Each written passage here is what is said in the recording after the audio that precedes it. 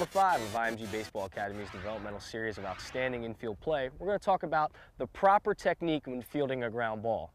Now, when we discuss the proper technique, a lot of it becomes involved in a lot of different ways. We're talking not only about just receiving the baseball the proper way, we're also talking about the transfer. Once we get the ball into our glove, how do we get it into our throwing circle?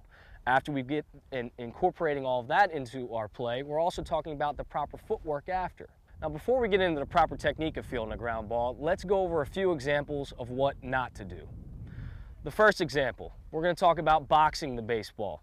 When the ground ball is coming, you go out and aggressively go out and get the ball with your hands. One thing we definitely don't want to do. The second part, we're going to talk about sweeping the ground ball from left to right, aggressively out to your arm circle. The third and last one, we're going to talk about funneling the baseball. That's aggressively bringing our arms from both sides, right to left, to be able to field that ball and get it in a poor nature directly in front of our chin. Now let's see it done the right way when executing.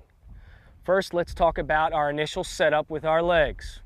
We're always going to tell our guys to take short, choppy steps to the ball, and it's going to be a right foot down first, left foot follow, glove down to catch.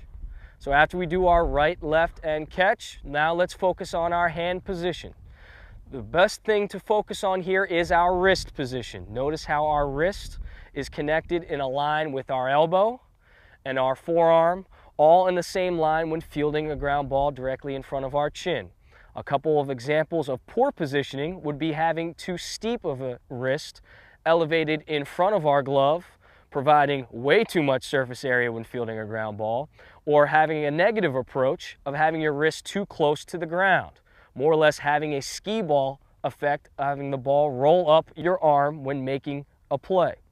Now when the ball is coming in, let's focus on our transfer. When the ball comes in, we are now focusing on transferring the ball left to right outside of our body. The toughest part is for the amateur baseball player is in the coordination of getting the ball out to his throwing circle and getting his footwork in place to make a strong throw. Now let's see it done in full speed. So in full speed here, we're going to notice all the technique that Edgar is doing in proper way. When he's getting himself started, notice his shuffle steps, right foot, left foot down, right foot, left foot throw. Those are a couple of talking points we always like to tell our guys. Right foot, left foot, right foot, left foot. He's keeping some momentum through the baseball, never coming to a complete dead stop.